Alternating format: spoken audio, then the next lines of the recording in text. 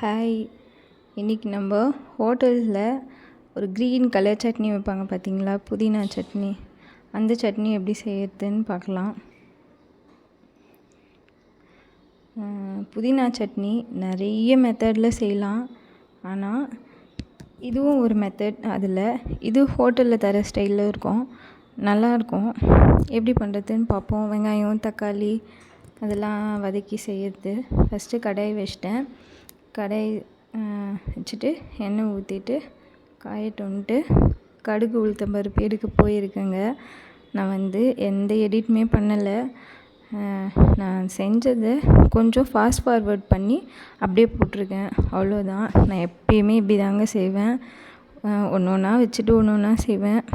3 குட்டி பசங்களை வச்சுட்டு என்னால் முன்னாடியே ப்ரிப்ரேஷன்லாம் பண்ணி செய்யவே முடியாது. எப்பயுமே அப்படி செய்யவே மாட்டேன். எப்பயுமே இப்படி மட்டும்தான் செய்வேன். பாருங்கள், ஃபஸ்ட்டு கொஞ்சம் உளுத்தம்பருப்பு, கடலைப்பருப்பு போட்டு, உளுந்து கொஞ்சம் நிறைய எடுத்துக்கோங்க, நல்லது. போட்டு நல்லா செவங்க வந்தவுடனே எடுத்துடணும். அதை எண்ணெயிலேருந்து எடுத்துடணும். கொஞ்சம் நல்லா செவங்க வரணும், அப்போ தான் நல்லா இருக்குங்க. இல்லைன்னா அந்த உளுத்தம்பருப்பு பச்சை வாசனை சட்னியில் இருக்கும். அது வதங்குற சமயத்துலேயே 2 மீடியம் சைஸ் பெரிய வெங்காயம் ரஃப்பாக கட் பண்ணிக்கோங்க. பிரியாணிக்கு கட் பண்ணுற மாதிரி நீட்டாக கட் பண்ணி வச்சுக்கோங்க. அப்புறம் 2 தக்காளி, புதினா, கொத்தமல்லி. புதினா ஜாஸ்தியாக, கொத்தமல்லி கம்மியாக எடுத்துக்கோங்க. பூண்டு ஒரு 10 பல் பூண்டு, ஒரு துண்டு இஞ்சி தோல் சீவி சின்னதாக நறுக்கி வச்சுக்கோங்க. இது லைட்டாக வதக்கி விட்டுக்கிட்டே இதெல்லாம் செஞ்சிடலாம். முன்னாடியே செஞ்சு வைக்கணுன்னு அவசியமே கிடையாது. இங்கே பாருங்கள், அது தனியாக எடுத்துடுங்க எண்ணெயிலேருந்து. ஏன்னா இது கூடவே போட்டு வெங்காயம், தக்காளி எல்லாம் வதக்கும் போது இது நல்லா காந்து போயிடும். அதனால் எடுத்துடுங்க. எங்கள் அம்மாலாம் அப்படியே போட்டு செய்வாங்க. அது என்னமோ எனக்கு அப்படி செஞ்சால் எல்லாமே கருகிடுற மாதிரி இருக்குது. அதனால் நான் எப்பயுமே எடுத்து வச்சுடுவேங்க. அப்புறமா அரைக்கும்போது, சட்னி அரைக்கும்போது கூட கலந்து அரைச்சிப்பேன். நான் எடுத்துடுவோனே தான் பார்த்தா எண்ணெய் கொஞ்சம் அதிகமாக இருந்துச்சு. அதனால் அந்த எண்ணெயை கடாயிலேருந்து எடுத்துடுறேன். அதிகமாக இருக்க எண்ணெய் வேண்டாம் அப்படின்னு சொல்லிட்டு கடாயிலேருந்து எடுத்துடுறேன். எடுத்துட்டு இப்போ அது வதங்கிறதுக்குள்ளே அரிஞ்சோம் பார்த்தீங்களா, வெங்காயம், தக்காளிலாம் அதெல்லாம் போட்டு வதக்க வேண்டியதுதான்.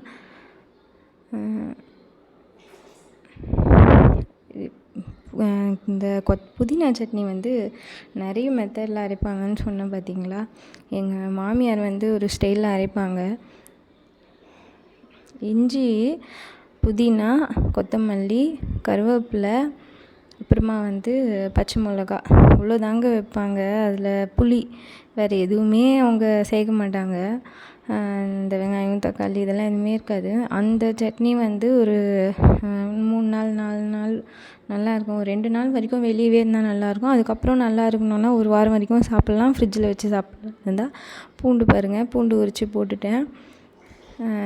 லைட்டாக வதக்கி விட்டுக்கிட்டே ஒன்று ஒன்றா செஞ்சுருவேங்க. பக்கத்தில் மிளகா அஞ்சல் பெட்டியில் வச்சுருப்பேன். அதை எடுத்து 10 மிளகா போடுறேன் பாருங்கள். கொஞ்சம் காரம் கரெக்டாக இருந்துச்சுங்க. ஆனால் இதுக்கு காரம் அதிகமாகலாம் இல்லை, கரெக்டாக தான் இருந்துச்சு. லைட்டாக சுள்ளுன்னு இருந்துச்சு. அப்படி இருந்தால் தான் நல்லாயிருக்கும், இல்லைன்னா மக்கு மாதிரி இருக்கும் புதினா சட்னி.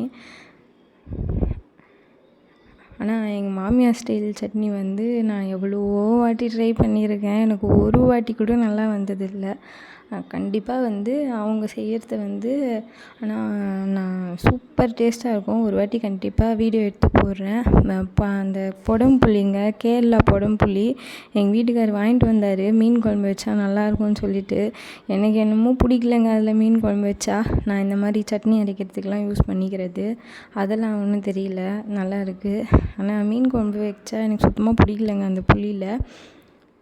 கண்டிப்பாக ஒரு நாள் எங்கள் மாமியார் செய்யும்போது அந்த ஸ்டைல் புதினா சட்னி நான் வீடியோ எடுத்து அப்லோட் பண்ணுறேன். ஆனால் உங்களுக்கு அந்த டேஸ்ட் வந்துச்சுன்னா நீங்கள் எப்பயுமே அப்படி மட்டும்தான் செய்வீங்க. புதினா இருந்துச்சுன்னா அவ்வளோ நல்லா இருக்குங்க அது. நான் கொஞ்சம் கொடுத்தா கூட வாங்கி பத்திரமா ஃப்ரிட்ஜில் வச்சுக்கிட்டு 1 வாரம் நல்லா சாப்பிடுவோம். அந்த சட்னி அவ்வளோ நல்லாயிருக்கும். எடுத்து லைட்டாக சூடு பண்ணி யூஸ் பண்ணிக்கலாம், இல்லை அப்படியே கூட வச்சு சாப்பிட்லாம், நல்லா தான் இருக்கும். இது பாருங்க, வெங்காயம், தக்காளி, காஞ்ச மிளகா, பூண்டு, புளி அவ்வளோதான் இப்போதைக்கு போட்டிருக்கேன். சிம்மில் வச்சு வதக்கி விட்டுன்னு இருக்கேன். எங்கே போயிட்டேன்னு பார்த்தீங்கன்னா, இப்போ தான் புதினா எடுத்து க்ளீன் பண்ணின்னு இருக்கேன். இஞ்சி கட் பண்ணி போடுறேன் போல இருக்குது. இஞ்சி கட் பண்ணி போடுறேன், ஒன்று ஒன்றா செய்கிறேங்க. என் பையன் சின்ன பையனை தூக்கி வச்சுக்கிட்டே செய்கிறேங்க பாருங்கள். ஒரே அழுவ ஆரம்பிச்சிட்டான் பசிக்குதுன்னு சொல்லிட்டு. அவனை ஒரு கையில் வச்சுக்கிட்டு செய்யவே முடியல. எப்பயுமே அப்படி தான் செய்கிறோம், இருந்தாலும் அதனால தான் லேட் ஆகுது. ஒரு கையில் வச்சுக்கிட்டு ஒரு கையிலையே க்ளீன் பண்ணி எல்லாத்தையும் எடுத்துகிட்டு வர்றதுக்கு. எதுவுமே எடிட் பண்ணவே இல்லை வீடியோவை. ஏன்னா என்ன இதில் எடிட் பண்ணுறதுன்னு தெரியல. சரின்னு சொல்லிவிட்டு அப்படியே விட்டுட்டேன். ஃபாஸ்ட் ஃபார்வர்ட் மட்டும் பண்ணிவிட்டு அப்படியே விட்டுட்டேன். என்ன மாதிரி யாருன்னா சமைப்பீங்களான்னு சொல்லுங்கள். எதுவுமே ரெடி பண்ணாது டைரெக்டாக அப்படியே கேஸ் ஆன் பண்ணி வச்சுக்கிட்டு ஒன்று ஒன்றா ரெடி பண்ணி சமைப்பீங்களா அப்படின்னு யாருன்னா சொல்லுங்கள். புதினா கொத்தமல்லிலாம் க்ளீன் பண்ணி போட்டாச்சு, அவ்வளோதான்.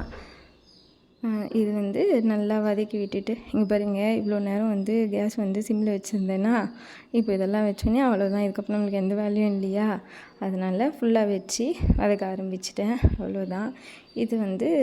இது திருப்பி வதக்கி விட்டுட்டு சைடில் இட்லி ஊற்றி வச்சுருவேன்.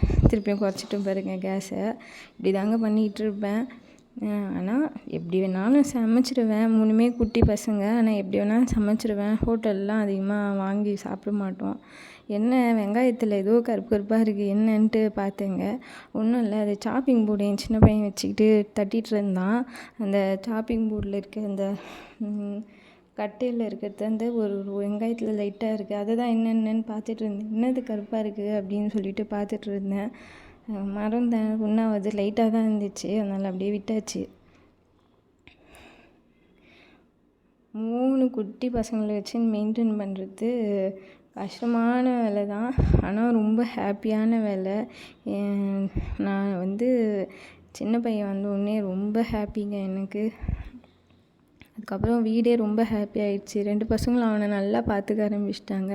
அவனை வச்சு எல்லாமே ஹாப்பியாகிடுச்சு. பசங்களை வச்சுக்கிட்டே சமைக்கிறது பார்க்குறவங்களுக்கு வேணால் கஷ்டமாக இருக்கலாம், ஆனால் செய்கிறது ரொம்ப சந்தோஷம்தாங்க பசங்களுக்காக அந்த மாதிரி செய்கிறது. சைடில் இட்லி ஊற்றி வச்சுட்டு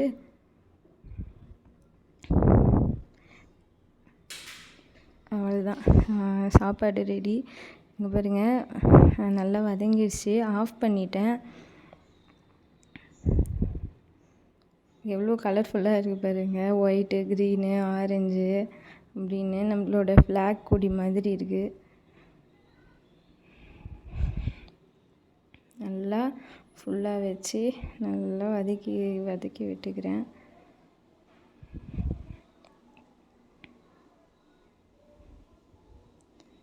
இன்னொரு ஸ்டைல்லையும் நான் புதினா சட்னி அரைப்பேன்.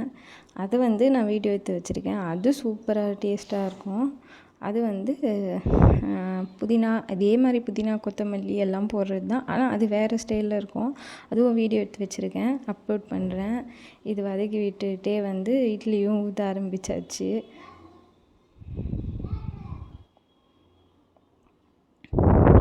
ஏன் சைலண்ட் ஆயிடுறேன்னு பார்க்குறீங்களா? வெளியே என் பொண்ணு ஏதோ சொல்லிகிட்டு இருக்கா. என்னடா பேசுகிறா அப்படின்னு சொல்லிட்டு பார்த்தா, டோரா புஜ்ஜியில் பேக்னு சொல்லிகிட்டு இருக்கா. ஏதோ குழந்த தனியாக பேசிகிட்டு இருக்கா இல்லையா, அவளை வெளியே விட்டுட்டு உள்ளே நான் வாய்ஸ் ஓவர் கொடுத்துட்ருக்கேன். அதான் என்னன்னு பார்த்தா, அவ்வளோதாங்க, மிக்ஸி ஜாரில் போட்டு அடித்தா சட்னி